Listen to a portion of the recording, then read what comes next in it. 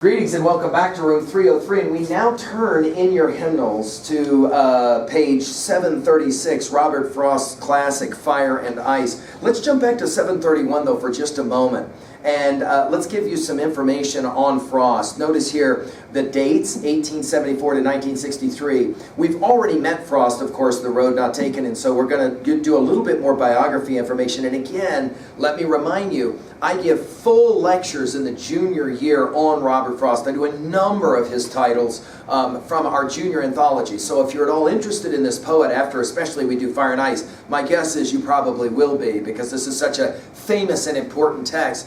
You can always go before you become a junior. You can always go and do some of that study on LearnStrong.net. Notice your biography information, like the title of his poem, Fire and Ice. Robert Frost seemed warm to some people, cold to other people. All agreed, however, that poetry came first in his life. Frost produced a large body of work and became the most popular American poet of his time, winning 4 Pulitzer Prizes. Well, let's turn now to page 736, and let's look at the poem. Unlike often, where I give a lot of background information, and I say, I want you to look at this, and I want you to look at that, let's just read this poem, shall we? Fire and Ice. Some say the world will end in fire, some say in ice. From what I've tasted of desire, I hold with those who favor fire. But if it had to perish twice, I think I know enough of hate to say that for destruction, ice is also great and would suffice. Now, let's just point out right away that one of the reasons why we love poetry is because you can say, count up number of lines, count up number of periods, how many actual sentences even there are in this.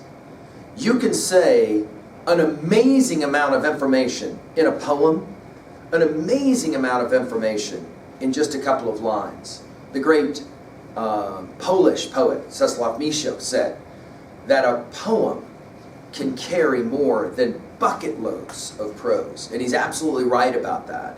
I'll give you an example. It's called Frost's Fire and Ice.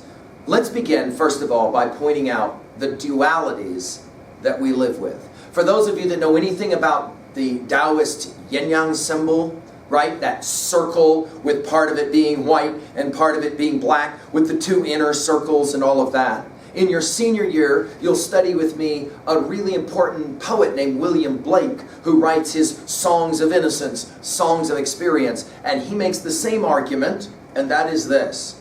The world, our world, your world, is constructed into twos. These dualities, as of course made famous in the ancient Greek tradition by Pythagoras and of course the great Plato, that there always seems to be 2 sides to everything. Have you noticed this? Now, of course, that's silly because there could always be 3 sides or more. But do you notice how our life seems to be constructed into dualisms? Light, dark, love, hate, fire, ice, and on and on and on. You could start making these dualities on and on and on, right? Guy, girl, right? Male, female, on and on and on. These dualities, right? Number 2, let's point out how these dualities often come in conflict with each other. We can even say sometimes they are opposites to each other, right? So, for example, think of fire and ice. Well, of course, fire melts ice unless, of course, you have too much ice. Okay? Then all of a sudden, we'll study a Jack London text called How to Build a Fire, where we're going to hear about this one in that story. He's up there in the middle of a snow blizzard, and he builds this little fire, but he builds it under a tree, and a whole bunch of snow comes down and exhausts the fire. In other words, fire does not always win with ice. Sometimes ice beats fire. Right? And for those of you that ever played rock, paper, scissors, you know all about these dichotomies where one can overcome the other. So, for example, see, watch this. Which is better, fire or ice? You would say, well, that's kind of silly. By the way, we're going to get an answer to this in this poem. And it'll be an interesting slanted answer. Which is better, fire or ice? Well, that all depends. I mean, if I'm freezing, I want fire, right? If I'm really hot, I want ice. I mean, it's not a matter of better. Really? Well, then how come some people say guys are better than girls? Because the last time I checked, that's a duality as well. Why is it that some people say being young is better than being old? Because that's also a duality. And don't you find it ironic, when you're really young, the only thing you dream about is getting old? Ask any 6-year-old, what do they want to be? You. Right? But there will come a moment in your life when you will wish you could get younger instead of older.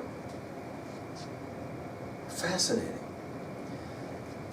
Now the place I'm going to go in this text is 2 different places. So let's write it down. I'm going to start at 3a. Because this is a really important poem. Frost is playing games in the world of philosophy without actually saying it out loud. Let's go 2 places. 1.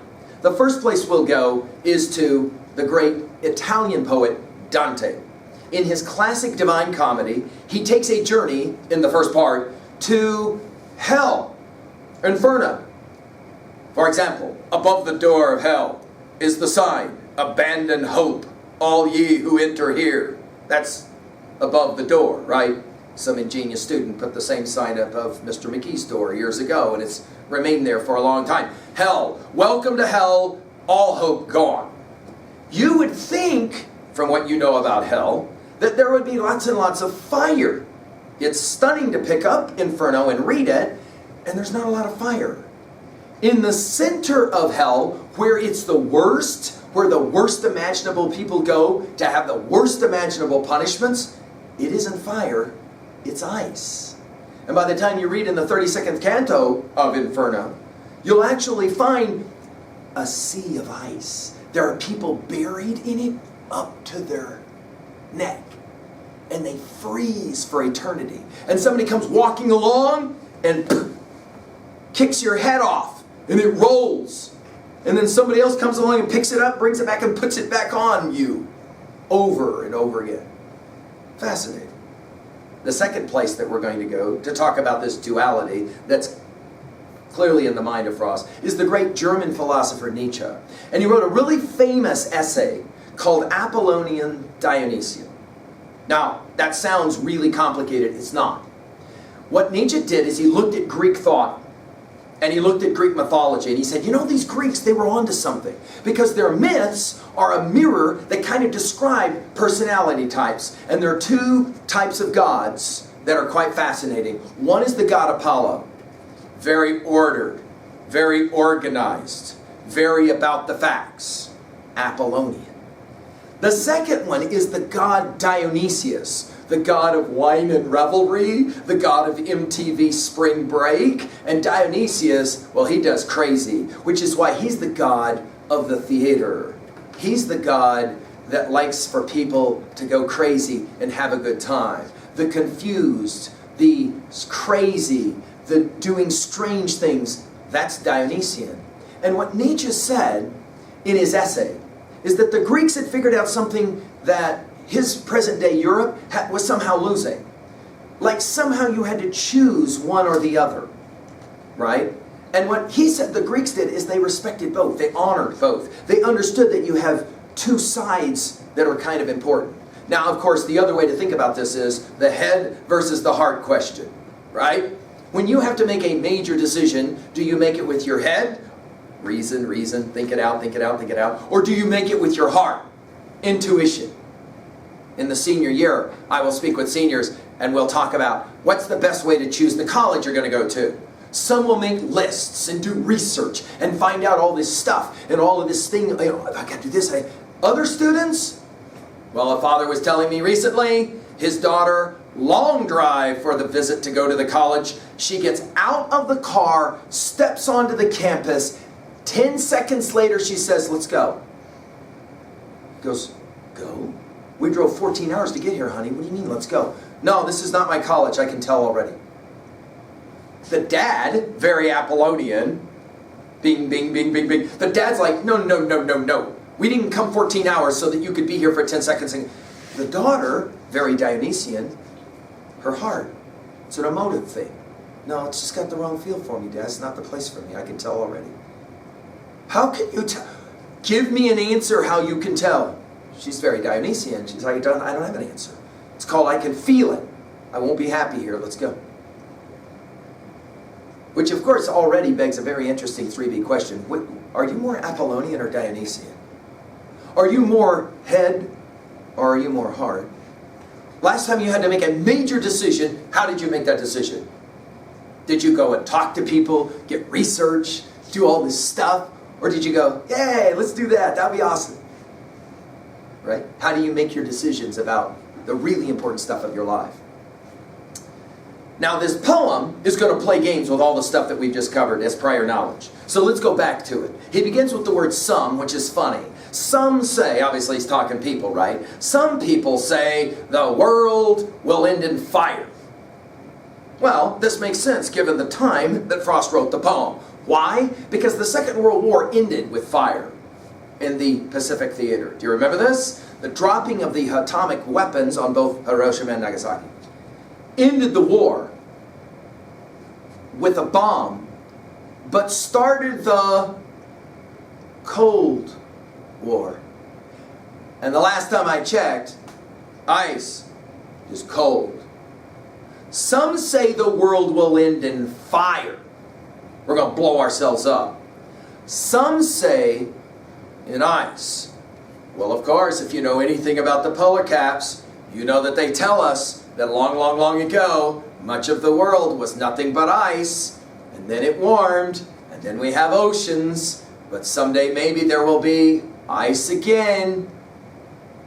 I mean, ask a biologist, what would happen if the sun stopped shining? I mean, just completely went out. You know the way you can turn out a light bulb? What would happen if the sun went off for 3 seconds? Ask a biologist that question. I dare you to Google that question. It is horrifying because any biologist will tell you if the sun went out for 3 seconds, it's over. It's gone. Everything is gone. It all freezes. Whoa! Some say the world will end in ice.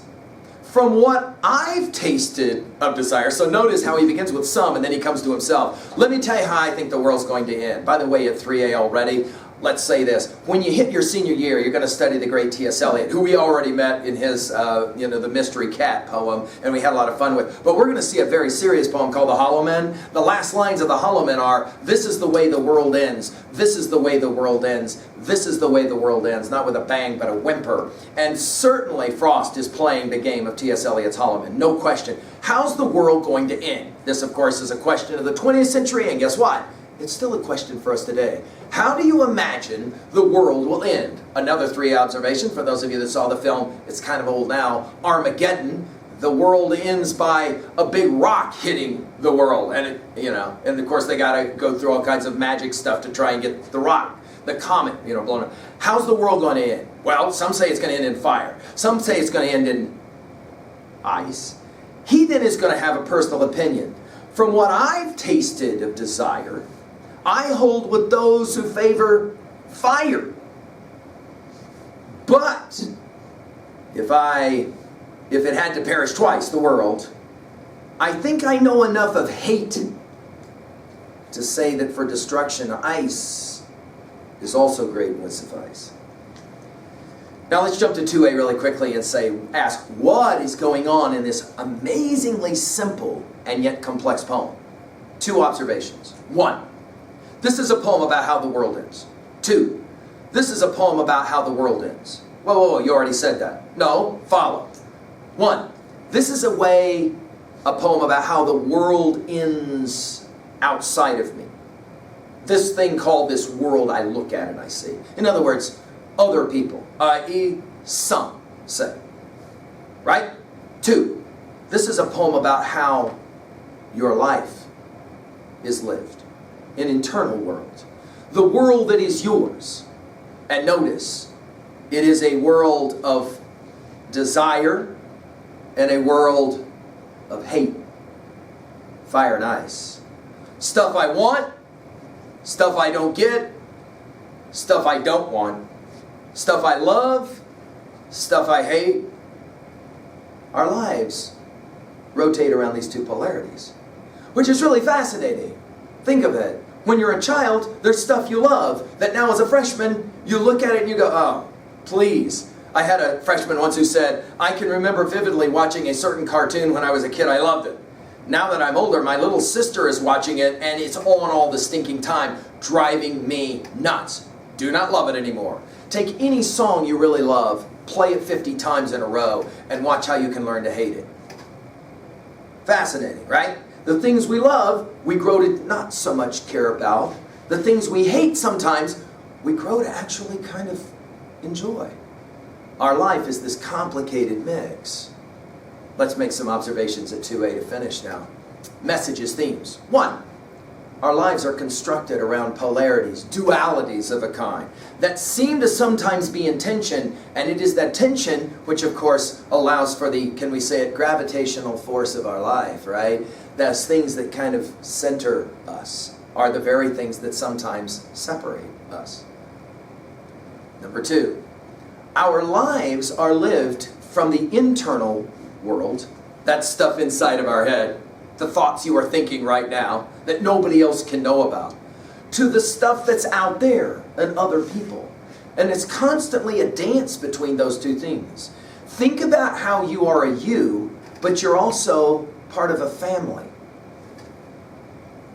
And you can't separate those as much as we sometimes try as freshmen to separate those. I am definitely not like anybody in my family. Seriously? How can you even say that? You just said that in a language that everybody in your family speaks. Right? Everything about your life is constructed in these polarities. Finally, another 2A observation of messages, themes here is there's an interesting debate about how things begin. There's a very interesting debate about how things end. Life is a series of beginnings and endings. And for quartets, T.S. Eliot says it, in my end is my beginning, and in my beginning is my end. There's these circles that always seem to happen, right? And our life is constructed around those kinds of interesting circles. So, for example, I can hardly wait till I graduate. Dude, that's all I care about, just let me graduate. So, what are you going to do? I'm going to go to college. So, what do they call first-year students in college? They call them freshmen. In other words, as freshmen in high school, you're back to 6th grade. And as freshmen in college, you're back to 9th grade. See how it works? Over and over and over again. At level 2B, well, man, there's some powerful stuff going on here. Let's just talk about the symbolism of fire and ice. Fire, what does it symbolize for you? Go ahead and jot it down. Ice, what does it symbolize for you? To what degree, watch this, see, you can play this game now. To what degree are you more fire or more ice? Like, for example, I had a student once who said, definitely ice in the morning, fire in the evening. Right? I am no morning person until I get my coffee. Don't even talk to me, blah, blah, blah, blah, blah. I'm definitely ice in the morning. Definitely fire in the evening. I woke up, I'm a night owl. It's only 3 in the morning, we got work to do, let's go, let's go. How about this notion of you and another person? Is it good for 2 fire people to hook up? Or is that a bad chemistry? Because inevitably that's going to burn out. Or is it better, do you believe in opposites attract?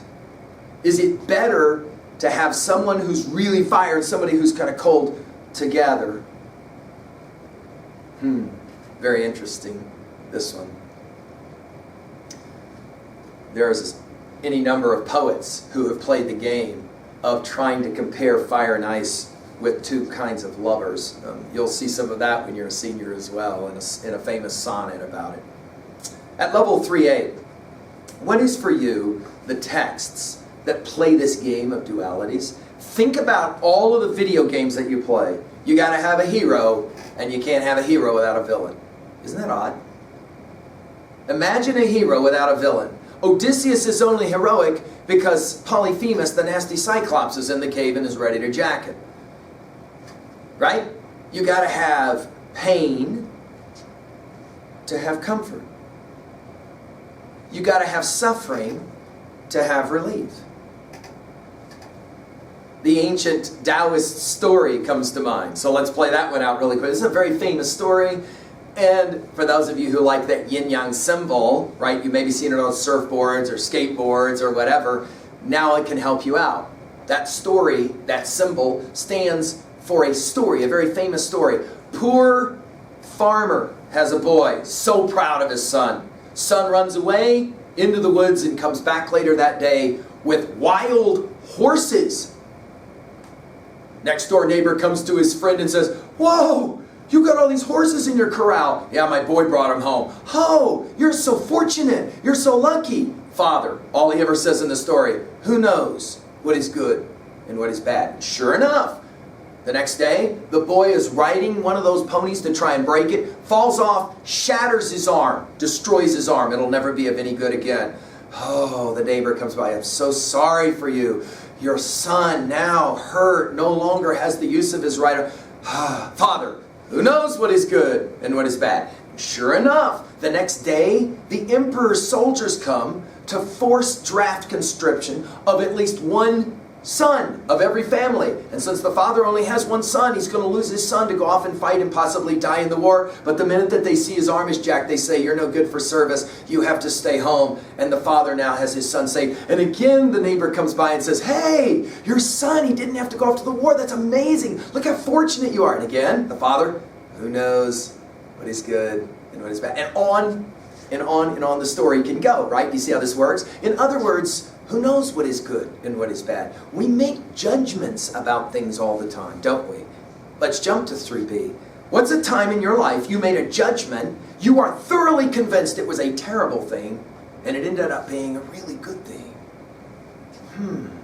What a fascinating dynamic in our life. Let's go ahead and ask this question now about yourself. Two-part question.